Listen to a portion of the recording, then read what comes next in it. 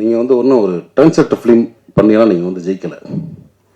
குத்தாட்ட பாடல்கள் ரொம்ப சாதாரண கதையில் எடுத்தாலும் ஜெயிச்சிருக்கீங்க. நீங்கள் எல்லாத்தையும் தம்பி கூப்பிட்றாங்க. இப்போ அப்புறம் வர அப்புறம் ஏன்னா நான் வந்து உங்களுக்கு தெரியும், நடிகரானதே நான் மகானில் தான் ஃபஸ்ட்டு. ஸோ என் வாழ்க்கை, என்னுடைய வாழ்க்கை தரம் ஒரு நடிகனாக, ஒரு புகழ்பெற்ற ஒரு நடிகனாக வர்றதுக்கும் அதன் மூலமாக பொருளாதாரம் உயர்ந்து என்னுடைய கஷ்டங்கள் அனைத்தையும் தீர்த்தது வந்து என்னுடைய அன்பு தம்பி சுசி தான். ஏன்னா அதுக்கு முன்னாடி தெரியும், சுசிக்கு தெரியும் நான் எவ்வளோ கஷ்டப்படுறேன் அப்படின்னு தெரியும். பொருளாதார ரீதியாகவும் சரி, அதே மாதிரி ஒர்க்கு விஷயமாக ரொம்ப ஸ்ட்ரகிளில் இருந்த காலகட்டம். டக்குன்னு ஒரே படத்தில் மாற்றி விட்டாங்க லைஃப்பை. நான் மகனில் தொடர்ந்து வாய்ப்பு கொடுத்து, அதாவது நான் மகனோட கை விட்டுறாமல் அழகசாமி குதிரை, ராஜபாட்டை தொடர்ந்து அண்ணனுக்கு அடுத்தடுத்து வாய்ப்பு கொடுக்கணும். ஏன்னா ஒரு நடிகனை வந்து ஒரு படத்தை அறிமுகப்படுத்திட்டு அப்படி கை விட்டுட்டா அடுத்தடுத்து மற்றவங்க கூப்பிட்ற கஷ்டமாயிடும். ஸோ ஏன்னா அது வந்து நீங்கள் பாலச்சந்திரன் சார்ட்ட பார்க்கலாம். ஒரு நடிகை அறிமுகப்படுத்தா தொடர்ந்து வாய்ப்பு கொடுத்து மக்கள்கிட்ட வந்து அந்த ஃபேஸை அட்ஜஸ்ட் பண்ணிட்டே இருப்பார். ஸோ அந்த மாதிரி வந்து என்னையை வந்து தொடர்ந்து வாய்ப்புகள் கொடுத்து என்னை அட்ஜஸ்ட் பண்ணி என்னையை வந்து ஒரு நடிகனா இன்றைக்கி நான் நல்லா இருக்கேன்னா அதுக்கு வந்து எனக்கு மனசார சொல்லுவேன். நானும் என் குடும்பமும் எப்பயுமே வந்து சுசிக்கு நன்றி கடனாக இருப்போம். எப்போ கூப்பிட்டாலும் நான் வந்து சுசி அப்படின்னு ஏதாவது ஒரு ஃபோன் பண்ணி ஏதாவது ஒரு சின்ன கேரக்டர் ஒரு சும்மா வந்துட்டு போனா கூட நான் போயிடுவேன். நான் அதுதான் முதல்ல எனக்கு ஃபஸ்ட் ப்ரிஃபரன்ஸ். ஏன்னா சுசியை வந்து நான் வந்து முதல் நாள் ஒரு அசினேட்டராக வந்து ஜாயின் பண்ணதுலேருந்து நான் பார்த்துக்கிட்டு இருக்கேன். பேரன்பு மிக்க ஒரு அன்பு தம்பி, மிக திறமையான ஒரு இயக்குனர்.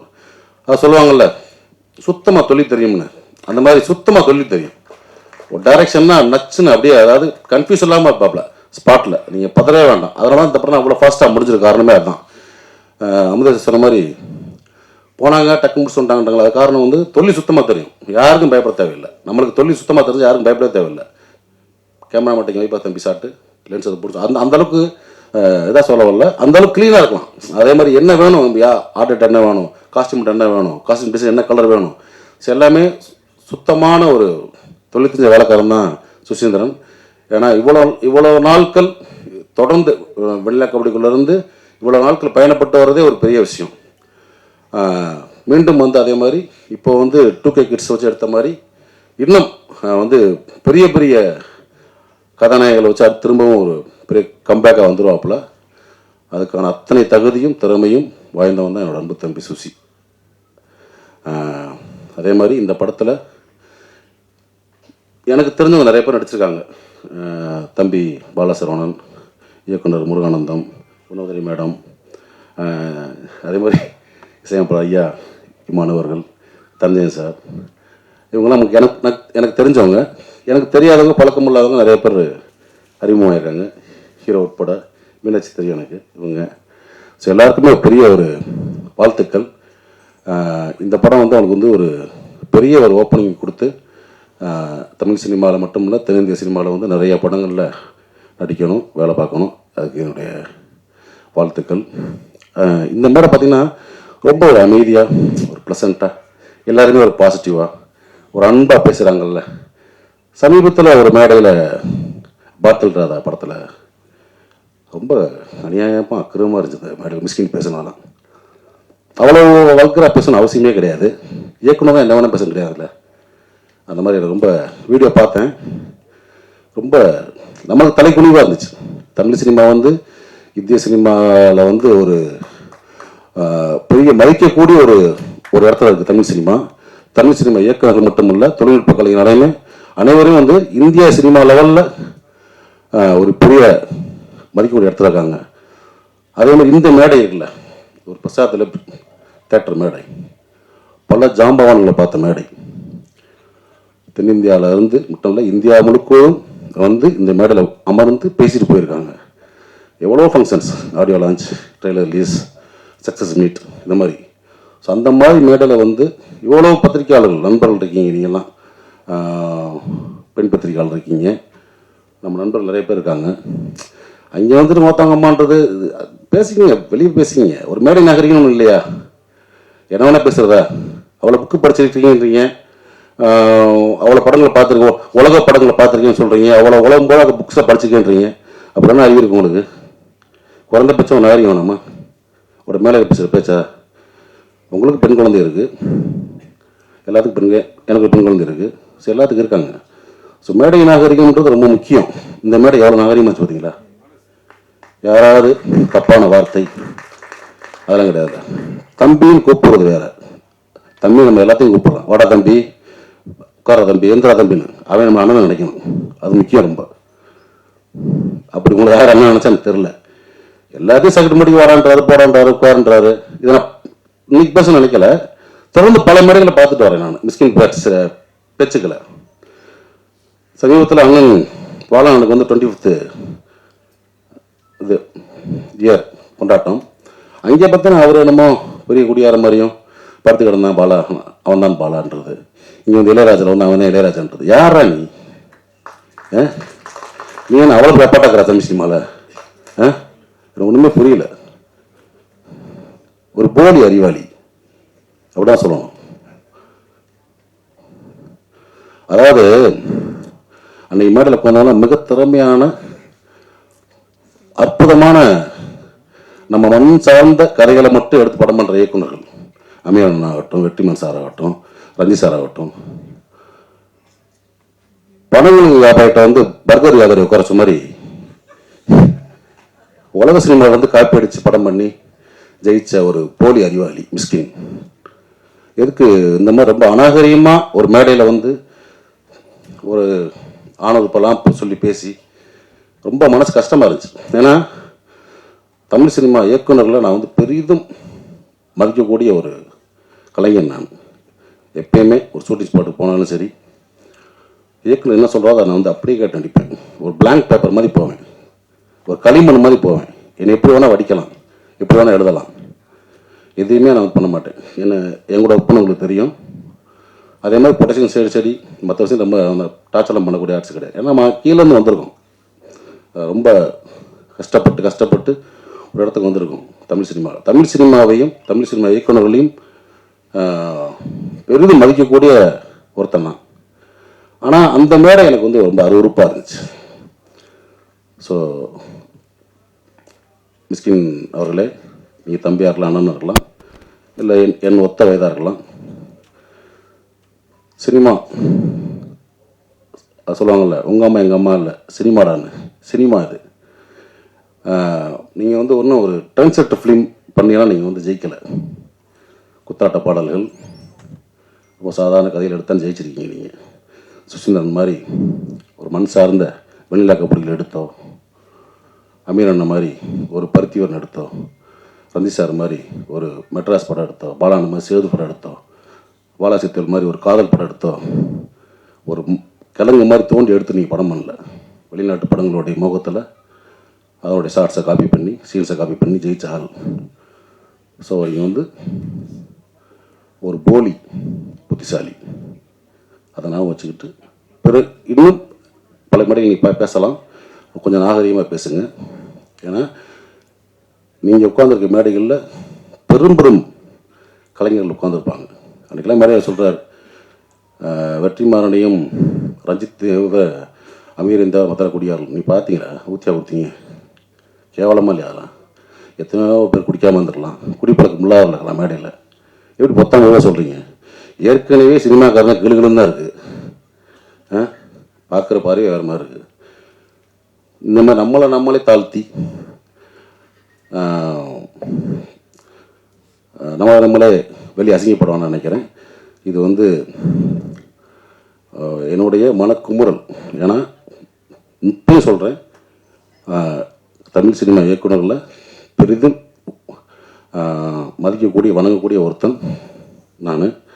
ஸோ அந்த மாதிரி இப்போ இருக்க ஒரு இயக்குநர்கள் இந்த மாதிரி சும்மா போகிற போக்கில் ஒருத்தவங்க அது இதுன்னு பேசுகிறது வந்து அனுமதிக்கக்கூடாதுன்னு நினைக்கிறேன்.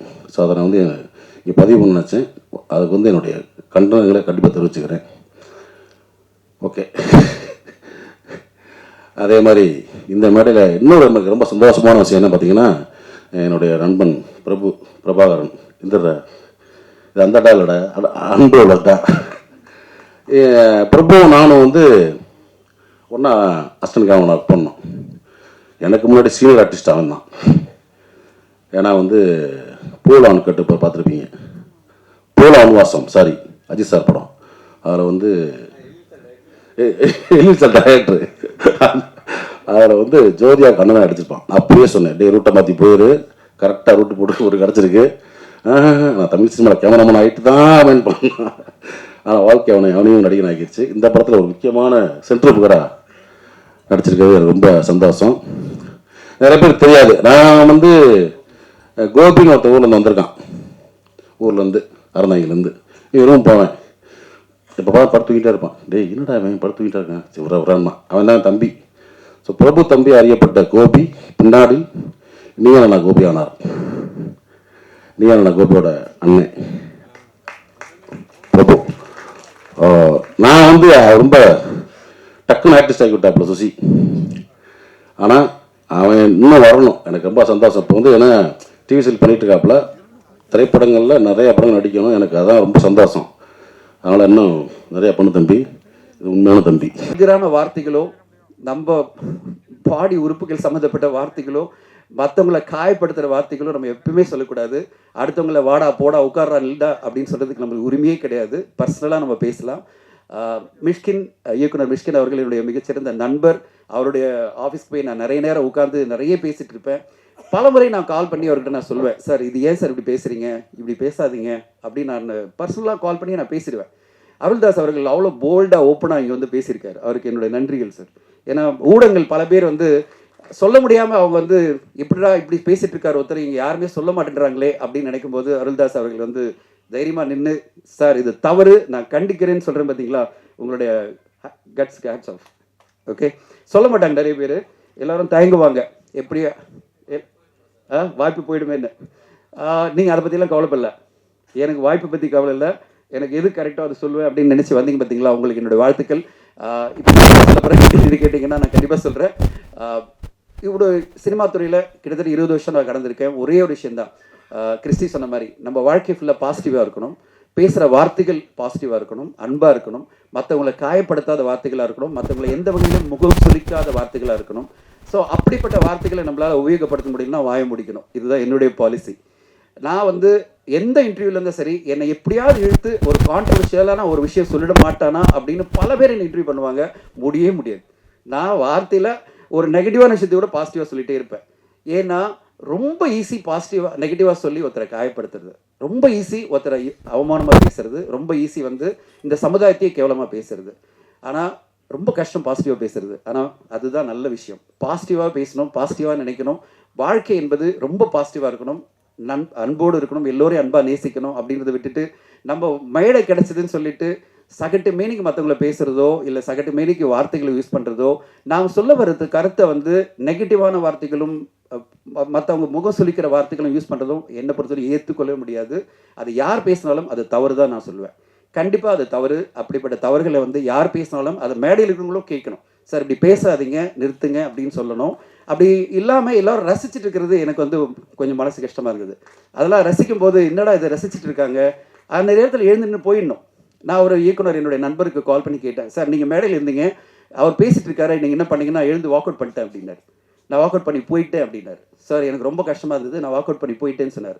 அதை எல்லாருமே பண்ணியிருந்தா தான் அப்படி பேசுகிறவங்களுக்கு அடுத்த கட்டமாக பேச இனிமேல் அந்த மாதிரி முயற்சி எடுக்க மாட்டாங்க, தைரியமாக வந்து பேச மாட்டாங்க. இந்த மாதிரிலாம் வந்து தவறுதான வார்த்தைகளை யூஸ் பண்ணி ஒரு மேடை, இது அற்புதமான மேடை, இந்த மேடையில் அப்படிப்பட்ட வார்த்தைகளை யூஸ் பண்ண மாட்டாங்க. அதுவும் பர்டிகுலராக எனக்கு ஆண் உறுப்புகளையும் பெண் உறுப்புகளையும் வச்சு பேசும்போதெல்லாம் எனக்கு அப்படியே பார்க்கும்போது எப்படி ஒரு மேடையில் போய் பப்ளிக்கில் இப்படி ஒருத்தர் பேசுகிறாருன்னு எனக்கு பகீர்னு ஆயிடுச்சு.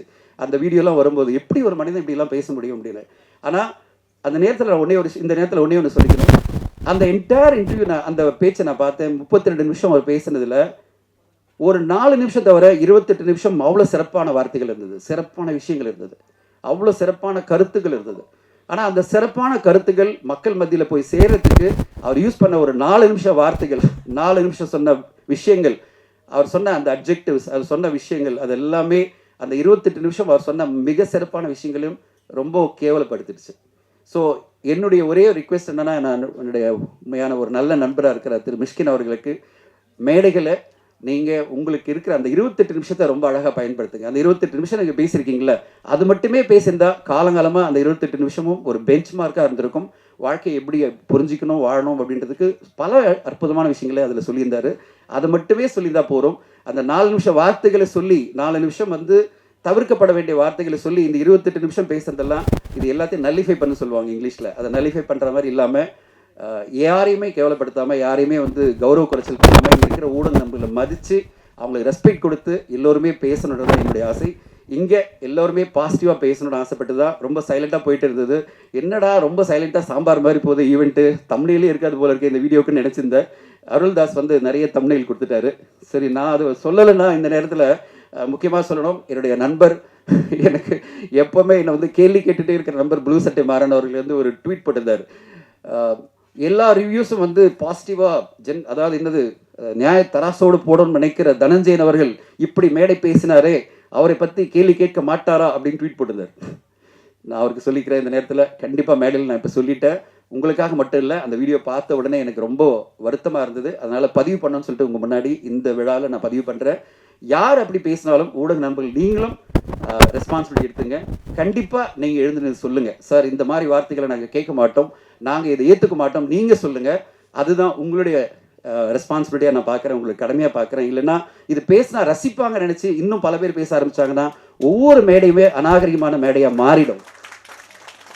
அப்படி மாறக்கூடாது, அப்படி மாற விடக்கூடாது. நாம் யாருமே ஒவ்வொரு மேடையுமே சிறப்பான மேடையாக நம்ம மாற்றணும். அதுக்கான பொறுப்பு இங்கே இருக்கிறவங்களுக்கும் முன்னாடி இருக்கிறவங்களுக்கும் இருக்குன்னு இந்த நேரத்தில் பதிவு பண்ண விரும்புகிறேன்.